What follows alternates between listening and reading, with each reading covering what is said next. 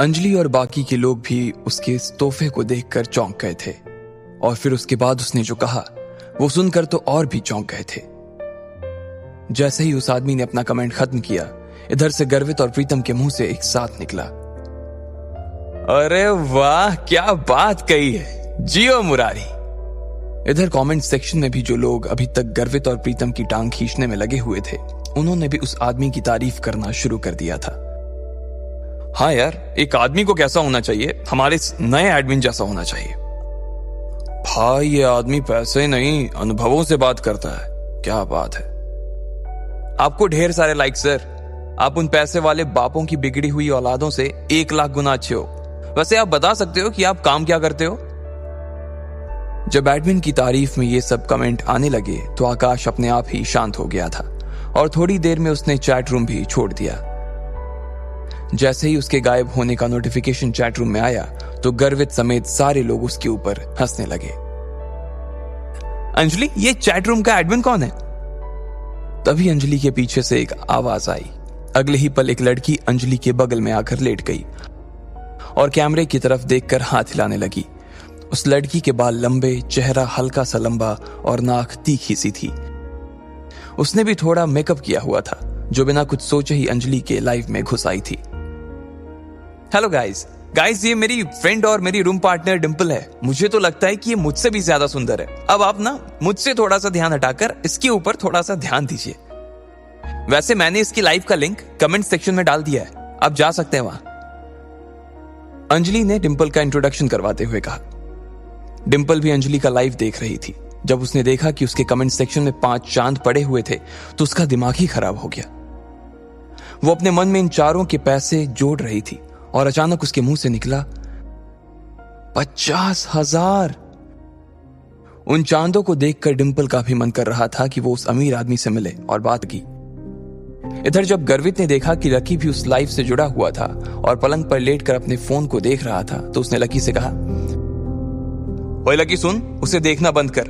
तू जानता है ना वो 1 नंबर की लालची लड़की है। पैसे देखते ही उसकी जुबान लपलपाने लगती है। कितनी बेशरम है यार ये, गर्वित ने कहा। लकी ने उसकी बात को सुनकर भी अनसुना कर दिया और आगे फोन की स्क्रीन की ओर देखता रहा।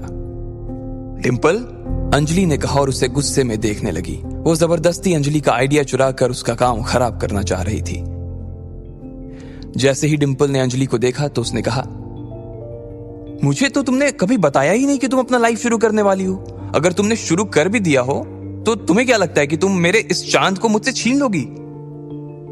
डिंपल ने उसकी बात नहीं सुनी और कैमरे में देखते हुए बोली, सर मैं अपने बारे में ना आपको एक इंटरेस्टिंग फैक्ट बताना चाहती हूँ। मैं अभी तक सिंगल हूँ और मुझे ना आज तक कोई आपके जैसा बंदा मिला नहीं है। अब मिल भी कैसे सकता था सर? अब आप जैसे तो सिर्फ आप ही हो ना। अब अगर आपको भी कोई मेरी जैसी बंदी ना मिली हो ना तो हम लोग मिल सकते हैं, एक दूसरे को जान सकते हैं। सर आपका तो पता नहीं, लेकिन मुझे तो आपसे मिलने की ना बहुत ज्यादा एक्साइटमेंट हो रही है, डिंपल ने कहा और शर्म के मारे अपने गालों को लाल कर लिया।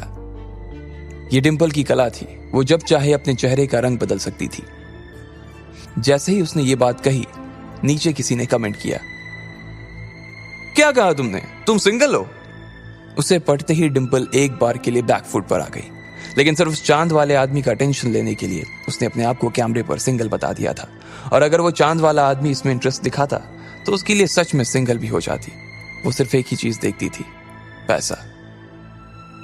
ये लड़की यार पैसों के अलावा किसी की भी सगी नहीं हो सकती यार। कैसी लड़की है यार ये, प्रीतम ने कहा। लकी ने उसकी तरफ देखा मगर उसकी आंखों में कोई गुस्सा नहीं था। हाँ, अभी तक मैं सिंगल ही हूं और आज तक मैंने अपना किसी को बॉयफ्रेंड भी नहीं बनाया है, डिंपल ने जानबूझकर शर्माते हुए कहा। अरे दीदी क्या बात कर रही हो, एक लड़के ने नीचे लिखा और चौंकने वाला इमोजी चिपका दिया। अंजलि के चेहरे के भाव भी उस इमोजी जैसे ही हो गए थे। उसने डिंपल की ओर देखा और पूछा, कैसी बात कर रही हो डिंपल? सबके सामने लाइव आकर झूठ। पूरी क्लास जानती है कि अभी अभी तुम्हारा लकी के साथ ब्रेकअप हुआ है और पूरी क्लास ये भी जानती है कि तुम आजकल राहुल के साथ घूमती हो। डिंपल अंजलि की बात सुनकर हैरान रह गई थी। अरे तुम भी क्या बोल देती हो अंजलि, मैं और राहुल तो बस अच्छे दोस्त हैं यार, और इसके अलावा और कुछ भी नहीं। हम सिर्फ साथ में हैंग आउट करते हैं और जहां तक बात रही लकी की, तो वो तो बेचारा इतना गरीब है, मैं तो सिर्फ उसकी पढ़ाई में हेल्प करती थी। कभी उसे कोई टॉपिक समझा देती तो कभी उसकी नोट्स लिखवा देती थी। हाँ, जब उसे भूख लगती तो हम लोग साथ में गोलगप्पे खाने चले जाते थे, ये मैं मानती हूँ। वैसे वो पैसे देने के लिए खूब इंसिस्ट करता था, लेकिन मैं उसे पैसे नहीं देने देती थी। अब तुम लोग सोच रहे हो कि मेरे और उसके बीच कुछ चल रहा था, ये सब बकवास है यार। डिंपल से जितना हो सका उसने उतनी सफाई से झूठ बोलते हुए कहा। अंजलि को उसकी बातें सुनकर गुस्सा तो आ रहा था। सर, अगर आप वैसे डिंपल के बारे में और भी कुछ जानना चाहते हो तो मुझे भी। इससे पहले कि अंजलि आगे कुछ कह पाती, उसने देखा कि एडमिन चैट रूम छोड़कर चला गया था। उसे जाते हुए देखते ही डिंपल और अंजलि का मुंह उतर गया। इधर लकी ने अपना फोन बंद कर दिया और आंखें बंद करके अमित के पलंग पे लेट गया। उसकी शक्ल प्रीतम और गर्वित को नहीं देख रही थी। वो दोनों भी अभी इस लाइफ से जुड़े हुए थे, लेकिन उन दोनों को भी लकी के लिए काफी बुरा लग रहा था। इधर लकी दीवार में अपनी नजरें गड़ाए उसे एकटक देखा जा रहा था। उसके दिमाग में अभी भी डिंपल की कही बातें गूंज रही थी। उसे विश्वास नहीं हो रहा था कि डिंपल यह सब चीजें कह रही थी तो उसकी आंखों में जरा भी दर्द नजर नहीं आ रहा था। वो तो ये सब ऐसे कह गई जैसे उसकी और लकी के बीच जो कुछ था वो सिर्फ लकी का एक सपना था और डिंपल का उससे कोई लेना देना नहीं था।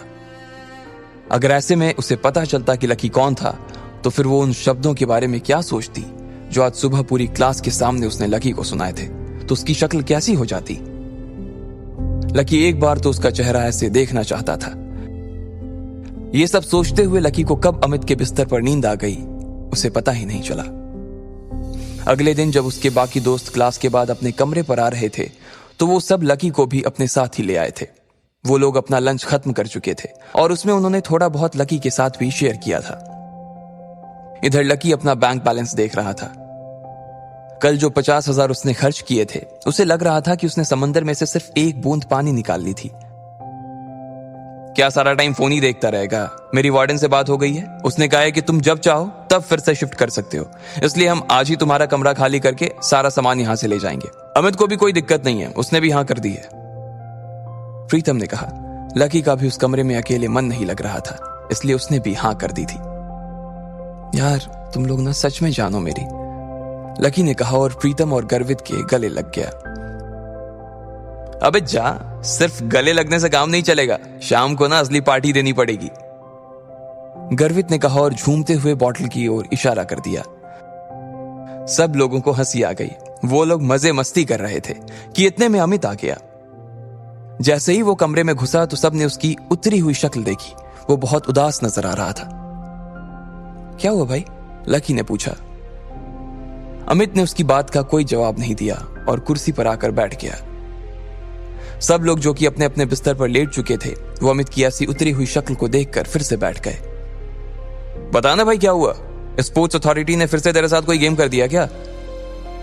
गर्वित ने पूछा और लकी की ओर देखने लगा। अमित कुछ नहीं बोल रहा था और बस अपना चेहरा लटका कर बैठा हुआ था। उसे कुछ समझ नहीं आ रहा था कि आखिर उसके दोस्त उसकी बातों को कैसे लेने वाले थे, लेकिन उसके पास और कोई नहीं था जिससे वो ये सब बता सके, इसलिए उसने कहा, नहीं कोयल को कुछ हो गया है, और कहते ही उसने अपनी गर्दन नीचे झुका ली। बाकी तीनों लोग घबराई हुई नजरों से उसे देख रहे थे। पर हुआ क्या भाई? कोयल ठीक है? लकी ने उसके पास लगी कुर्सी पर बैठते हुए कहा। जिस हिसाब से अमित की शक्ल वो देख रहा था, लकी समझ गया था कि मामला इतना सीधा नहीं था जितना बाकी लोग समझ रहे थे। अमित वैसे भी छोटी मोटी चीजों से घबरा जाने वालों में से नहीं था। तुम्हें मालूम है कल जब कोयल बिना लंच किए ही उठकर चली गई थी तो वो उस लड़के से टकरा गई थी, याद है? फिर उन दोनों के बीच कहासुनी हो गई और फिर हम लोग बीच में ही कूद गए थे। बाद में कोयल ने वहां से निकलकर पुलिस में उसकी शिकायत भी कर दी थी, लेकिन मुझे आज मालूम पड़ा कि वो आदमी कौन था। अमित ने घबराते हुए कहा। कौन था? लकी ने पूछा। सब लोग अमित के चेहरे को बिना पल के झपकाए देखे जा रहे थे। वो मोहित रायजादा था। उसके पिता लायन ग्रुप ऑफ कंपनीज के मालिक हैं और वो लायन ग्रुप का आने वाला सीईओ है। Lion group? प्रीतम के मुंह से निकला। उसने अभी जो सुना था उस पर विश्वास ही नहीं कर पा रहा था वो, इसलिए चौंक कर उसने अपनी कानों को 2-3 बार खुजाया। भाई लायन ग्रुप तो दिल्ली की 10 सबसे बड़ी फर्मों में आता है ना। अरे यार, कोयल ने कितनी बड़ी मुसीबत ले ली है। जब लकी ने उसे शांत करवा ही दिया था तो फिर उसे पुलिस स्टेशन जाने की क्या जरूरत थी यार? गर्वित ने कहा।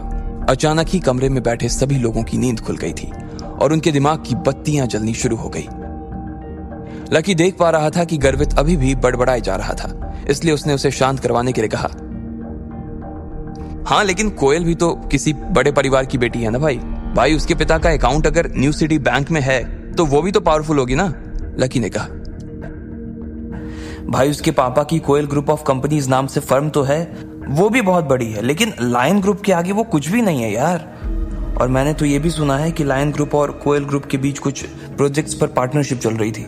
लायन ग्रुप ने कोयल ग्रुप को कुछ काम दिलवाया हुआ था, लेकिन अब इस झगड़े के बाद वहां से कोयल के पिता के पास एक लेटर आया है और अब वो कह रहे हैं कि उनकी सारी पार्टनरशिप वो खत्म कर रहे हैं और ये भी कहा है कि आगे से वो कोई काम नहीं करेंगे। ये सुनते ही ना भाई कोयल के पापा सख्ते में आ गए। बस यही समझ कि उन्हें हार्ट अटैक नहीं आया है, वरना हमारे बीच नहीं होते वो आज, अमित ने कहा। लकी उसकी बात को सुनकर सोच में पड़ गया। आखिर इस सब में वो क्या कर सकता था? फिलहाल तो उसे कुछ समझ नहीं आ रहा था, लेकिन अभी उसके लिए कुछ ना कुछ करना जरूरी था।